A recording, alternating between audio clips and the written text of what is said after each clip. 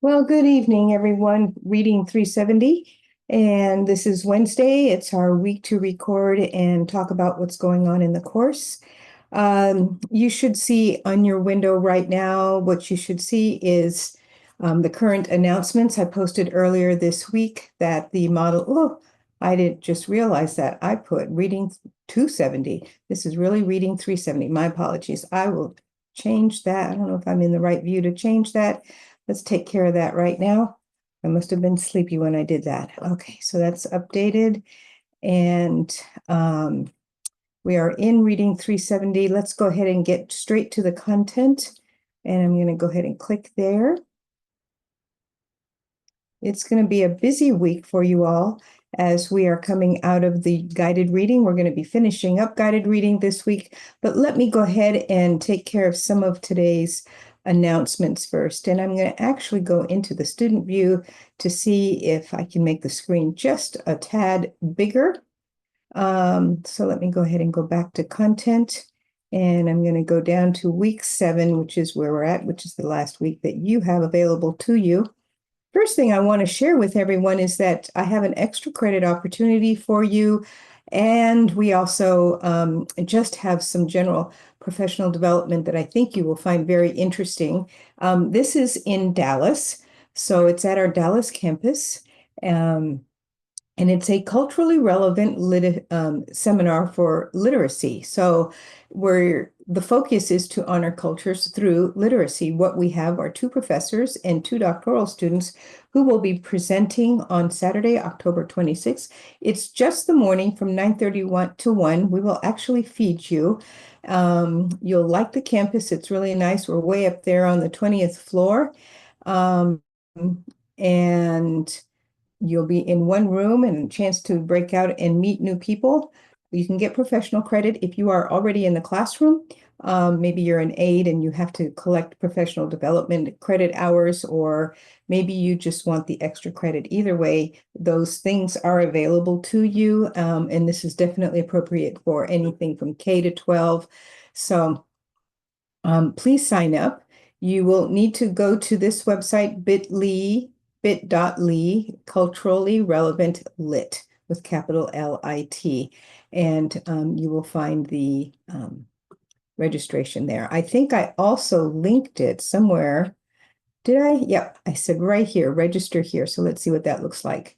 So here you have there's going to be, I think, 4 sessions that you will have a chance to listen to.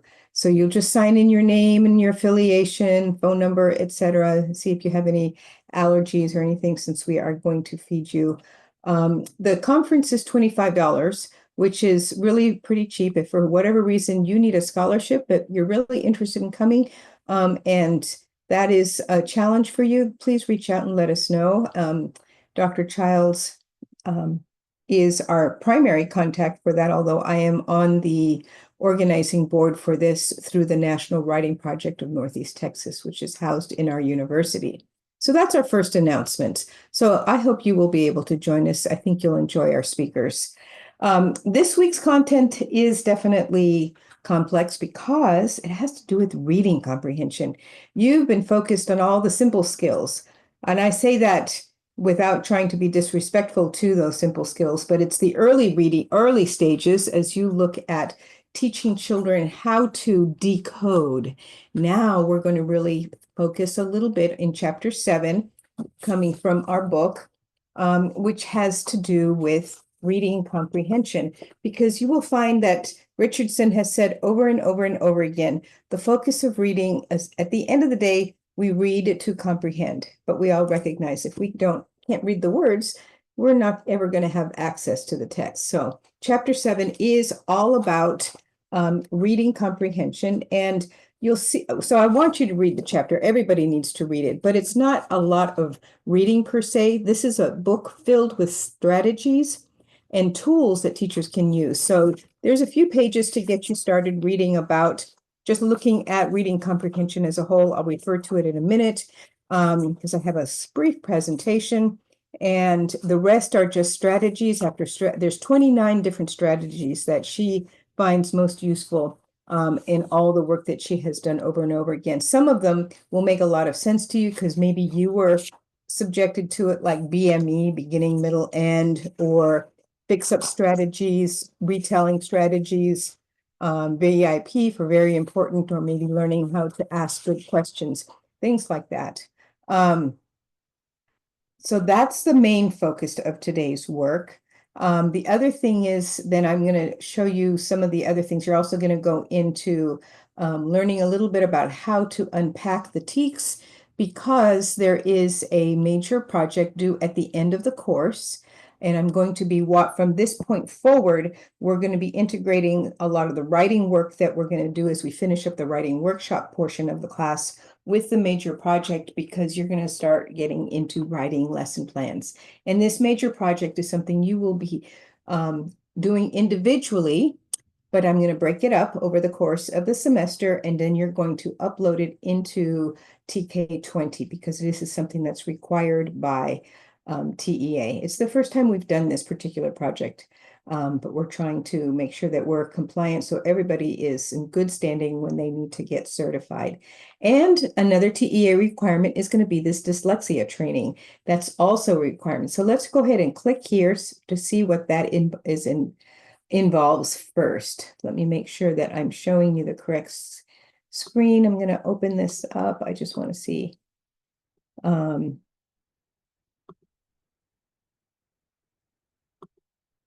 There it is. Good. You are seeing what I want you to see. So it's, oops, that's not what I wanted you to see. Let's go back over here. Let's go back to content. That wasn't meant to be a discussion. Let me try that again. We're here, and well, it is a discussion. It says dyslexia training. Oh, I know why. Someone has already started it, and that's excellent. Okay, so if we go to the discussion here, but let me see if I can access it from the side over here, because I think that when I go to the discussion, you don't get to see everything as in the student view. So it's going to be under assignments and tasks. And here you will have, let's see what I'm going to do a test here. Takes you back there. There's the discussion. And it looks like we have two people who have already started to work on this. Let's see what it says. It doesn't give you the instructions here. I'm going to have to go out of, you're going to see that what you have are two, you have a video that I want you to watch. For me to present from a professor's view, I need to get out of that view. So forgive me for appearing to be confused. I'm not confused. It's just that the way that the system displays information can be considered a little confusing. So here we go. There it is. This is what I was hoping for you to be able to see. All right, so the discussion is, the other thing that I didn't think about, you can always go up to activities. You can go down to discussions, and you can search for the discussion that way. I didn't think about doing that a minute ago. So what I want you to recognize is that we have recognized that there's quite a few people with dyslexia that we didn't really know what to do with or how to teach well once upon a time, what that means is that we have about 20%, maybe up 15 to 20% of our population that is considered to have dyslexia. It's a reading disorder or disability. What it really means is that those with dyslexia, their brains are wired differently than someone without dyslexia, and each and every single person with dyslexia learns to read just a little bit differently. They think a little bit differently than the next person. Typically, they require some very explicit linear type of teaching. Phonics is extraordinarily important to the person who has dyslexia, which is what the interventions look like when they go to dyslexia pull-out sessions. So in order to reduce the impact of this reading disability, TEA requires that teachers be trained and that students are screened by the end of kindergarten and again in first grade. So there's a TEA regulation. You can click on this to read a little bit more about this. I know some people are going to be deeply interested in it. And you can see here's the rules. TEA has a lot of information to share. So you can look through that on your own. But I wanted you to share that. I wanted to share that link with you. Additionally, I want you to go through these specific steps. This part of the assignment is due right away. It's due on Friday. And then after you do this top section right here, I want you to begin working on the TEA training modules. I won't be able to show you those because you have to log in a specific way at the TEA site, which is clicked right here.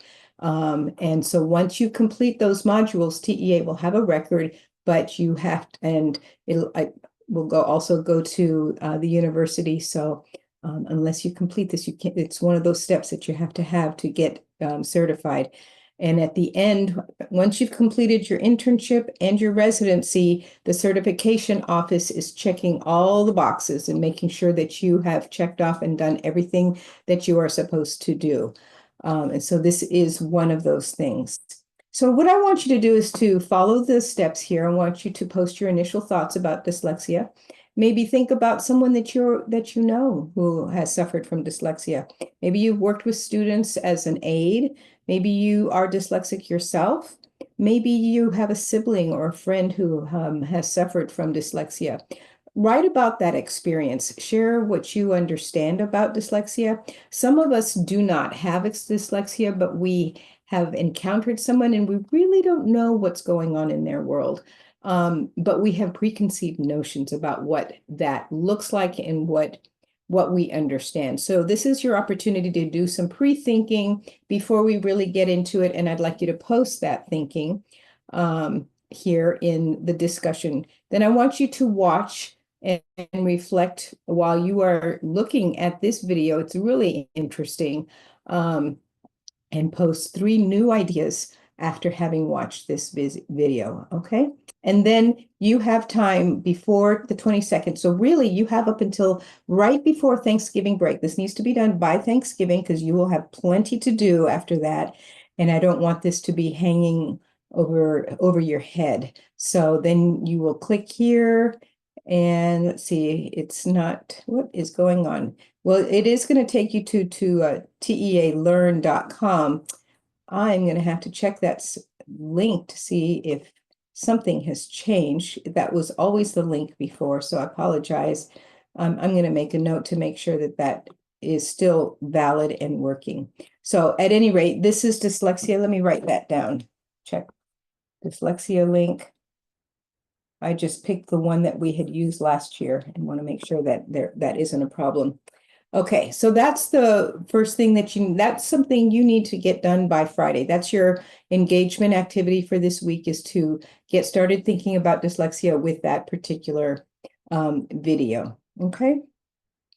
Then next Tuesday, I want you to start thinking about unpacking the TEAGS video, which I will show you next.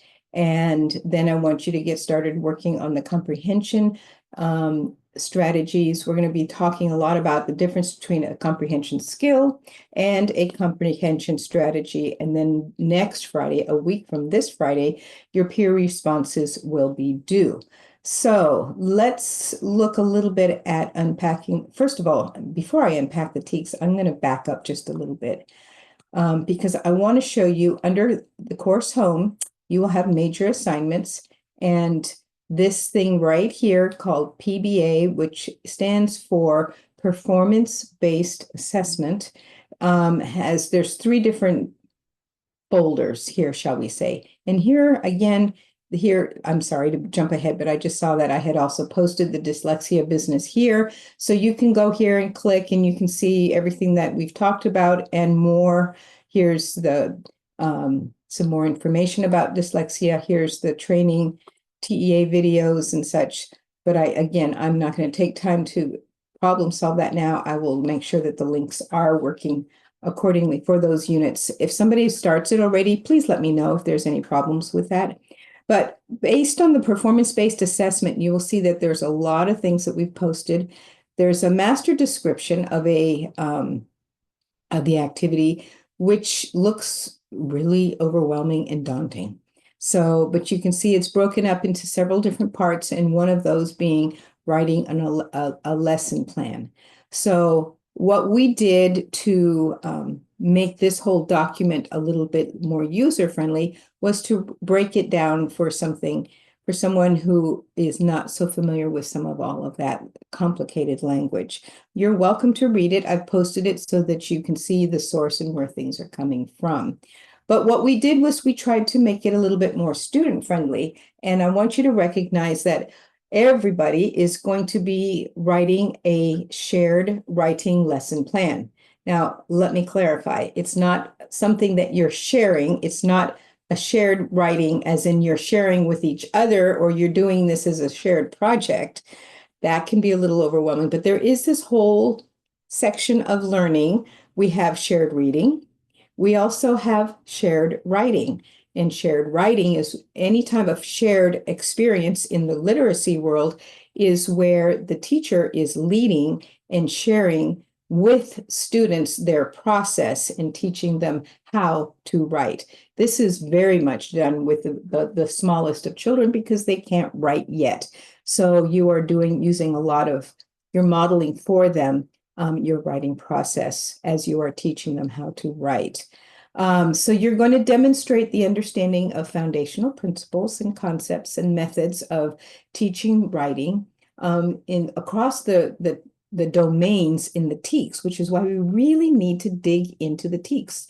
This is a complex project. It will take many different iterations of things to understand all of the elements that go into developing, understanding curriculum, understanding how English language arts curriculum is developed, and then writing those lesson plans that target student learners.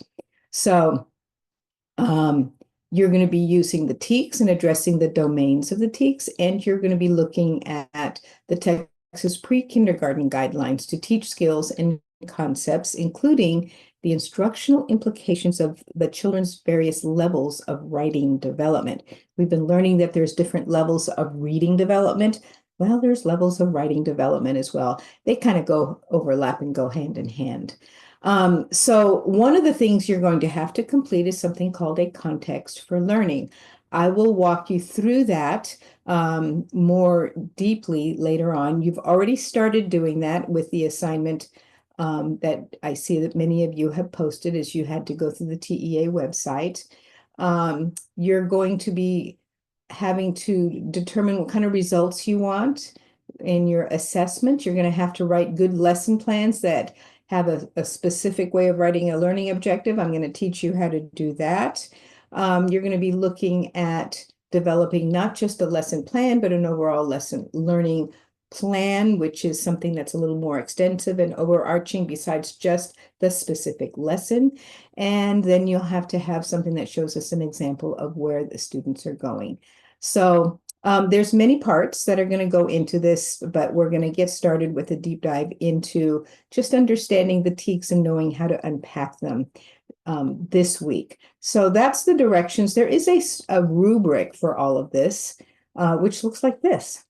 So you can click on that. It was in that original document that was a little bit more colorful. It's the same rubric. We just broke it out here so that you can see how you're going to be graded for this. And this entire project at the end of the term is going to be uploaded into TK20, which is why I said in the context for learning activity to hang on to all the parts, because you're going to have to put them all together.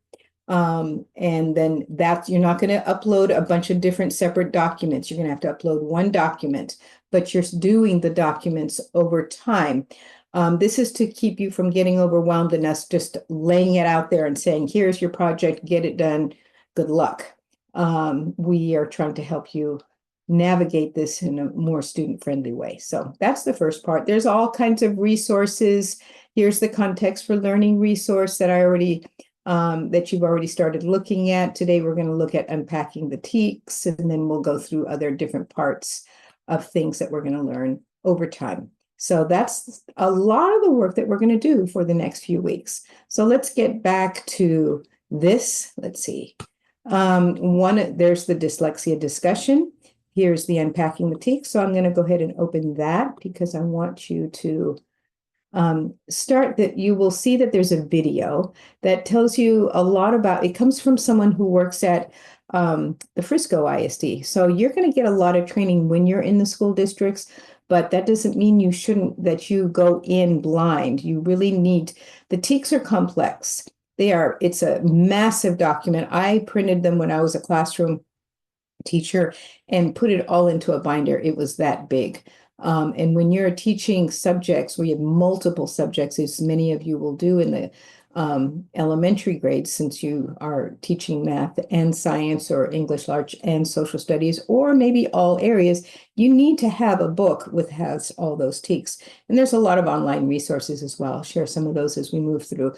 But I do want you to watch this video. It's about 5.5 minutes long. I'm going to avoid showing you here because it just takes up time from this video, and I trust that you're going to take care of understanding what that is all about. It goes on to tell you how to analyze the TEKS. One of the big things that I want you to learn is that when you see a learning standard, it has an overarching statement, and then it has lettered statements, and then there's numbered statements, and you really do have to know how to read them, and you have to know how to analyze it and break it down. And please start learning to pay attention to the verbs. Your instruction is tied to the TEKS. Your instruction must align. Your assessments must align with the TEKS. Your learning objectives are written based on the TEKS, but you don't just teach the TEK. TEK stands for Texas Knowledge, Texas Knowledge, and I forgot what the E is. Texas Education, Knowledge, and Skills. Sorry, but we refer to all of them as the TEKS, not just a TEK. It's plural because the S is for skills, and the K is definitely for knowledge. One of the things that I also want you to recognize is that the verb drives what you're doing, and one TEKS is going to have multiple different elements to it. So it's not one, I did it, I'm done, I'm over. And in language arts, you do them over and over and over again. They're recursive, and you're going to begin to see that what you did in first grade was same TEKS that you're going to do in second grade up to a certain point, and then they start to get increasingly more challenging and more difficult as you get older. This is where she does an excellent job of breaking this down and showing you how to read them and describe everything in detail of how I just showed you. You break down and unpack the TEKS. What I just described, I did not show you. She is going to show you. So please watch that video. Here is everything I just described. You have the overarching strand right here. See, it's the 5.1. So we know the 5 tells you it's fifth grade. It's strand 1. And this, it looks like it's for a science TEK, scientific investigation and reasoning. And then here's the A, here's the letter. So what you would cite in your lesson plans is 5.1A. And this right here, this statement in the orange is the one that's the expectation of what you want your students to be able to do, to demonstrate safe practices and use the safety equipment in the class. So those are the things you're going to focus on, the demonstrate and the use. But you still have to understand what it's all grouped under. So you have a knowledge and skills statement, which is in green. Oh, I keep doing that. So sorry. And then you have the student expectation. And this is what your assessment is going to align with. Okay. So then it goes into more deeply understanding how you unpack the TEKS.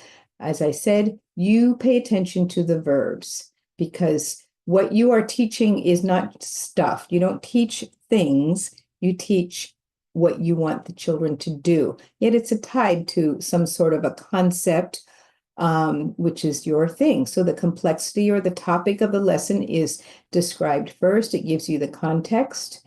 And then it starts telling you the verbs. So you're applying something, you're putting something in order, you're using Venn diagrams, you're locating, you're comparing, etc. You'll see this in our comprehension TEKS as some of the things I'm about to show you in a minute. So do look through this, read it carefully, Pay attention to what she is saying. You will see that this whole thing is also narrated by our own Dr. Pierce, who teaches our early childhood courses. And I think you'll find it much easier to understand. I'm just giving you an overview right now. So this lets you go through and unpack a first grade math TEKS and shows you the different examples that we just talked about. We'll do this for language arts next week when we go into it in even more specifically. So you have to deal with a verb, the concept of what you're learning, which is what the students are going to do and how deeply they're going to do it. Depends on the kind of verb, and then the context in which they're going to do it. And then you're going to be writing your own TEKS eventually as you move on. I'm not going to ask you to do that this week because I asked you to look at the context for learning. Something just closed up in there. So let me back up to where we were. Let me make my screen bigger. Okay, so let's go back down here. So that's unpacking the TEKS. Please watch that video so that you get your heads wrapped around what that is and what it's all about. Okay, now let's talk a little bit about comprehension. Before I show you the activity, I do want to show you this one presentation. Let's see if I've got it right here. Here we go. Perfect. Not that one. This, no, that was, oh, goodness gracious, Dr. Slay. I need to go back and find it. I had it up earlier.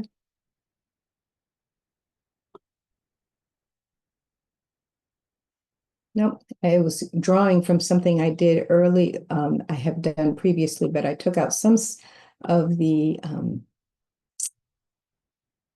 slides that I had done. So I'm going to go back and find the one that I did most recently. And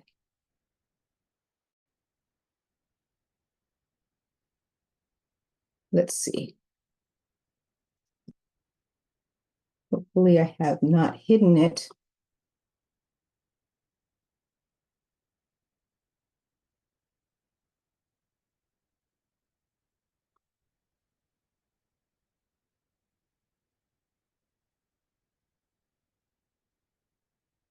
It is not this one, because there was another one that I made, because this one is much more complicated.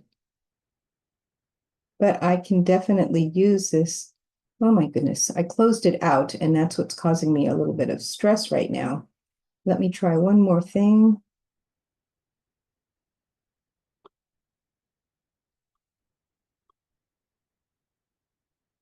You can see I have a lot of folders.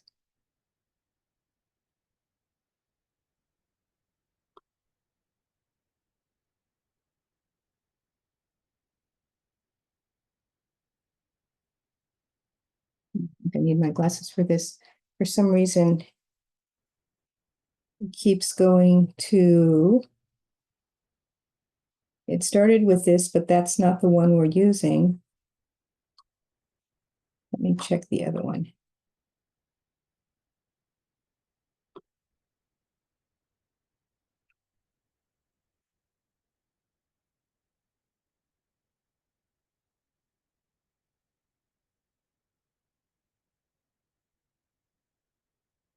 If I added a couple of new slides I wanted to show you.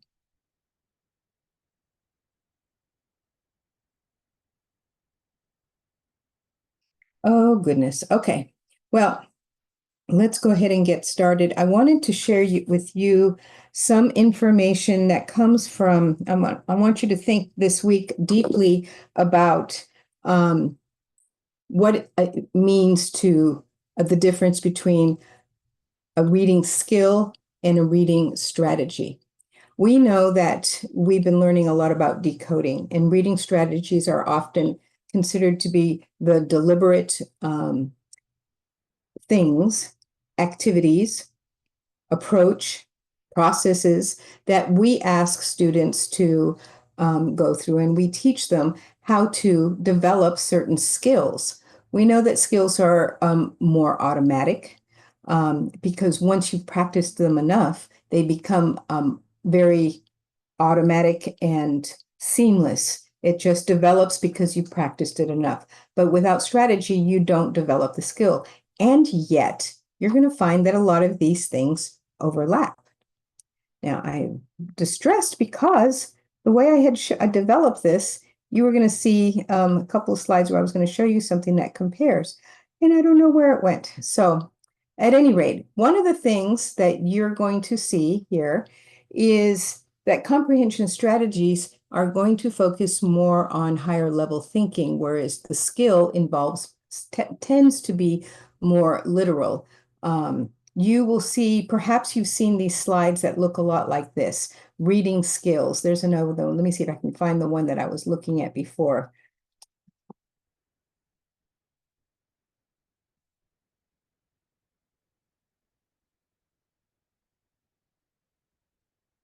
Reading hump and oops, the one that I was looking for. You've seen this one quite a bit. Most likely in classes, you see things where they have pictures and mnemonic devices.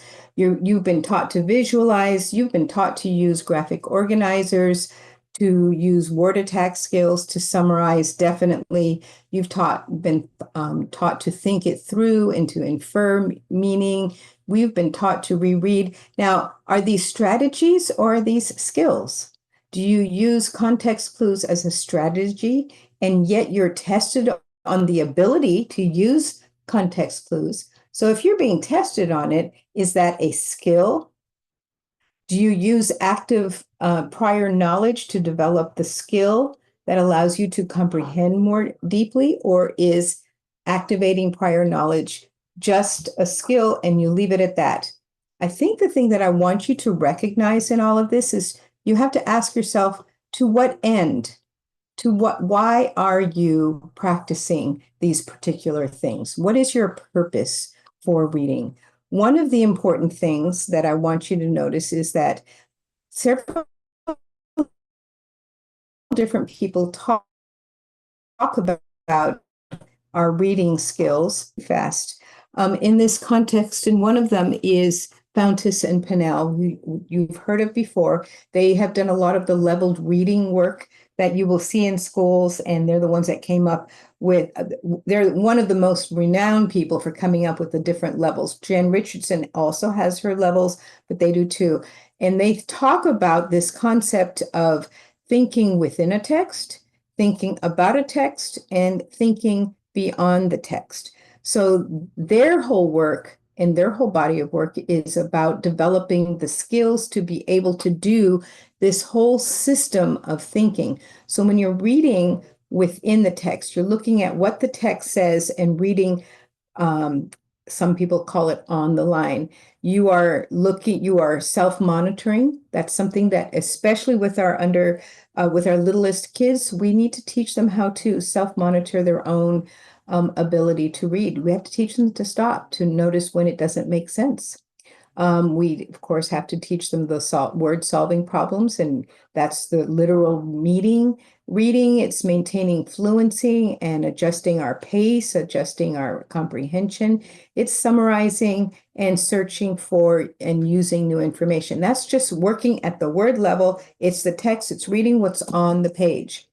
But after that, you're also thinking about the text. Now you get into something that's a little bit deeper. Comprehension is also the ability to critique and to analyze the text. People often talk about this in terms of critical thinking. You're going to see that word a lot. It's going to drive you crazy because it starts to approach the higher levels of reading. But the most important is, again, all of this is, so what? You read literally what's on the text within the words and the sentences and the ideas that are literally right there. This is the literal sense of reading. This is really understanding and trying to go a little deeper, but then you have to go beyond the text. And so you're thinking about the inferences and that what was the author suggesting to say? Why did they write it? What were they inferring in the message? What was the central idea? You have to synthesize all this meaning and put it in your own words and do something with it. Make a recommendation, write a new story, tell someone about it, act on it. We make connections. There's a whole strand of the standards that are called making connections. And we have to predict, well, what's going to happen next? Some people call this reading between the lines. I'm sorry, I already told you about the between the lines, which is right within the text. Another thing, and this is what I had prepared on another slide that I somehow missed, is I deleted it or something. But one of the things that I wanted you to think about, and I'm just going to type it right here, because I want you to recognize that, here's a text box. Let me write this right here, that we talk about before reading, during reading, and after reading. Scholars have recognized that when you are teaching comprehension, you have to really pay attention to these three stages. So what do you do before reading? Well, you have to teach vocabulary. Sometimes, especially when you get into content areas, kids aren't familiar. They don't even know how to pronounce some of the words. So you tell them about them ahead of time so that they don't get sidetracked when they get into the book. So then when you're going through the during reading, which is probably this blue area on the circle, they're better able to focus on the words that are within the page. And then here's the after reading, which is this entire section that happens below. So those are three critical stages that sometimes we forget to do the before reading part. We forget to think about setting kids up with an introduction. Today, boys and girls, we're going to be reading about what it's like to live in the mountains. In the mountains, it's way up high. The altitude is high. Have you ever lived in the mountain? You make connections. Sometimes it's cold in the winter. The air is thinner when you're up high. And you make the connections and you give them a preview. You might even do a little bit of a video or tap into their prior knowledge in that section. Okay. And then you get into the reading. But if you don't focus on a purpose for reading beforehand, kids are going to miss a few essential steps. So one of the things, and this is one of the slides that I changed, I don't know if I've shown this in this class, but I want you to think about all the things that a teacher, all the things that should be going on in your classroom during when you're stressing in a reading workshop, for example, where you have a whole cycle of activities that are happening. Let's see if it's in this slide. This is where I want you to think about the concept of a writing workshop. You have an opening before reading, setting a purpose, a work period. This is your during reading. It's your independent practice. It's your guided practice. It could even also be the independent practice. And then the closing is where you have students share what they have done in their reading workshop. It's also a place where it's not just assessment. It is assessment, but it's also a place where they might be presenting their work and moving on to the next step. Maybe they're self-assessing themselves as well. And let me go back to the slide. I'm jumping around because I apologize for that. So one of the things that I want you to think about in your reading workshop is, are you exercising a great deal of apprenticeship? Are you modeling what you want them to do? Modeling happens in that early stage right here when I said that you have the opening. You're modeling what you want them to be able to do. The other things that I want you to recognize, do you have a lot of dialogue going on in your classroom? A reading classroom is not always quiet. Students do independent quiet reading, but they might be reading with someone. They might be reading to you, or they might be thinking through and talking to themselves. Do you have a lot of questioning going on? Do you teach children how to write and ask questions of the text and of themselves? Are they talking with each other? Are they looking at what they're reading with different lenses, through different perspectives? And empathy is huge in reading, because especially when you're reading fiction, because reading fiction is about the human condition. Fiction is about people, even fiction that has to do with when animals are the protagonist. Feelings, and teaching children how to recognize those feelings and how to develop a sense of empathy through feeling and understanding the plight, which is going to be your plot, understanding the narrative arc of the beginning, and it goes up to the climax and then it comes down. All of that is building empathy through connections connections to their world and other things that they've read, other movies they've read. Or maybe you're working on something that is more nonfiction based, where you're going to be developing deep content learning about something, about a subject, a science subject, or a subject that is near and dear to maybe that's second grade and they're really into dinosaurs or whatever the social studies or science content is for your grade level. So, and then of course, when you are engaging students with texts that matter to them, Jen Richardson says you need to select texts that matter to kids because it needs to be authentic to who the kids are and what they have access to. So one of the other things that I wanted you to see in this whole sense of reading comprehension is that all these skills that we teach are taught through this gradual release model. So you will hear that in the schools. You're going to hear it again over and over again. And it's important that you recognize the concept of the gradual release of responsibility by Pearson and Gallagher, or what's also called thought of as teaching in the zone of proximal development. You're teaching in the student's safety zone, someplace where they are learning at a level that is theirs, which is why you do small grouping, which is why you do flexible grouping. I'm referring to all these terms because in your presentations, I'm trying to highlight some of the key principles that come from the books that I want you to key in on when I make comments on your presentations. So your guided instruction is going to happen right here. You're going to see this in schools. It's the I do, where you focus the lesson. That's the introduction. That's the part that I said was right here. You focus the students on what you want them to do. Then and you model for them. I'm going to do it, and this is what it looks like. This is where you do a think aloud, for example. Then you move into the we do section of the lesson right here, which is the guided instruction. The guided instruction kind of overlaps in this area. It's part of the opening and it can actually move into the work period. But notice this work period is pretty long because that's where you're really working deeply on whatever the project is or the reading or writing assignment is. Guided instruction can also, so again, it depends. If you're doing small group instruction, your guided instruction is going to be happening at the small table while everyone else is working either in stations or in something a project of their own, whether it's whole group or small group, it's totally up to you, but your small group instruction is going to be the most powerful for you because you have to watch the kids and see how they're performing and how are they attacking the text. Then you will move into, so this is still part of this section that's right in the middle where it's safe because you're working with at the student's instructional level and text that they can read without too much difficulty, but enough of a challenge that you can teach them something new.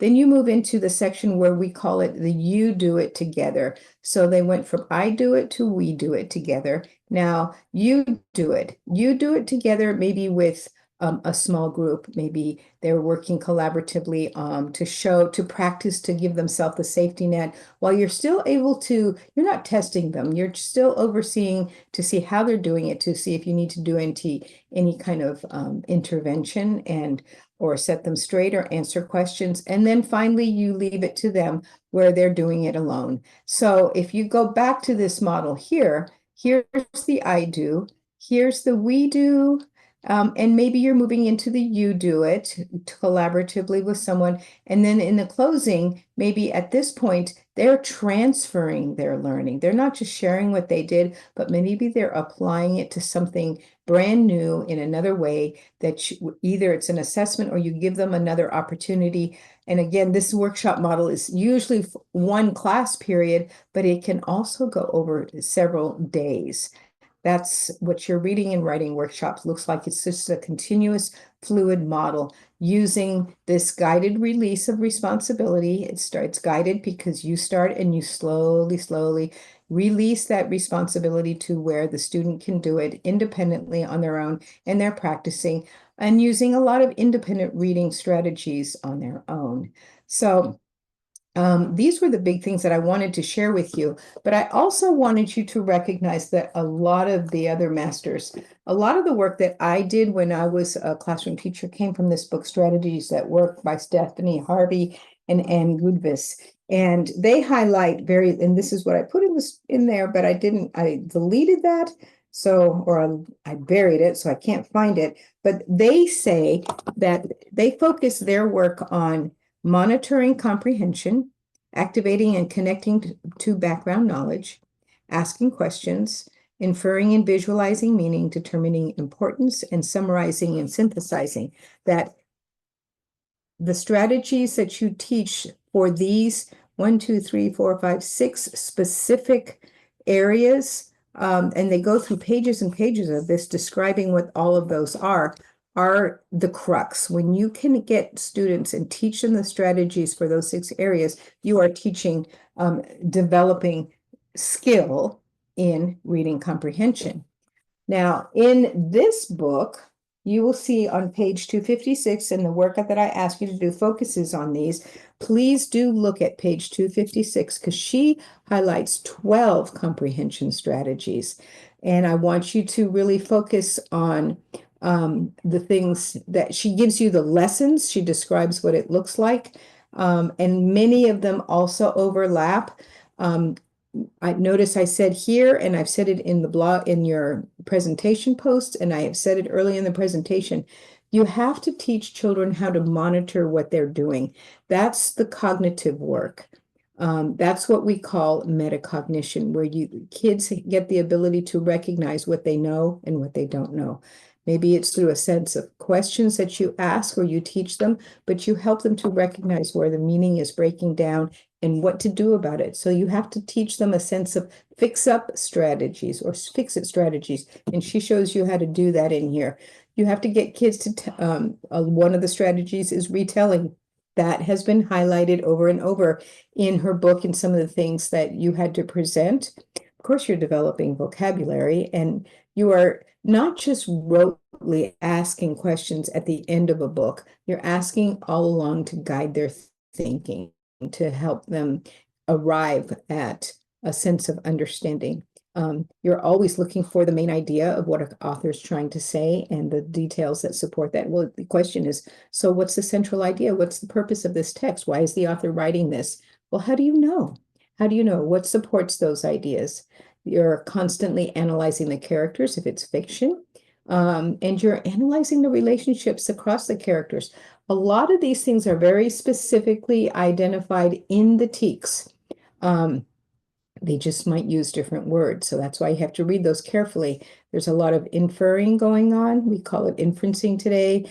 There's a lot of summarizing going on, and summarizing is more than just a formula.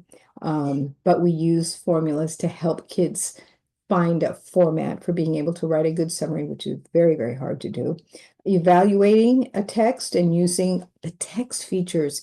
Text features comes in with nonfiction. So text features is understanding how the author uses graphs and charts and titles, etc., in a text in order to help support the reading, and breaks the text up. And then also the text structure. Well, text structure has to do, is it a structure might be compare and contrast. That's a text structure. Another text structure is the linear beginning, middle, end of a story. Some structures are circular. It's a circle story. It goes back, wraps itself right back to the beginning.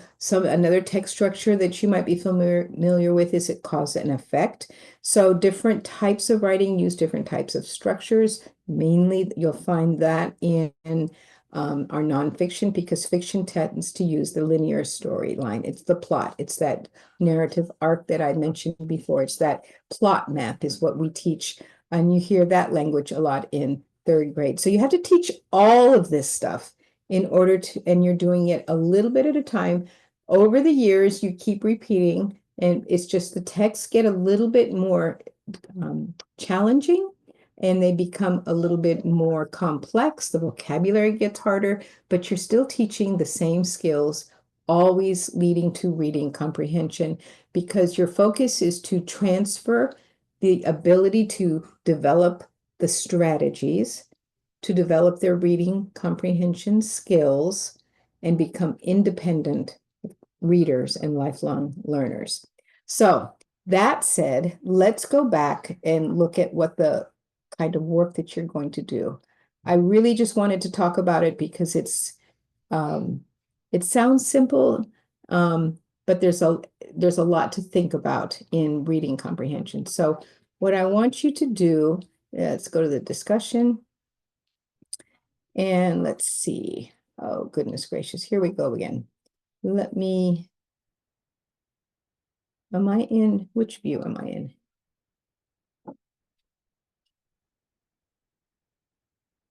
Sometimes technology doesn't do what I want it to do when I want it to do something.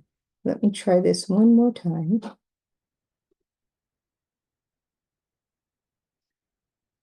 And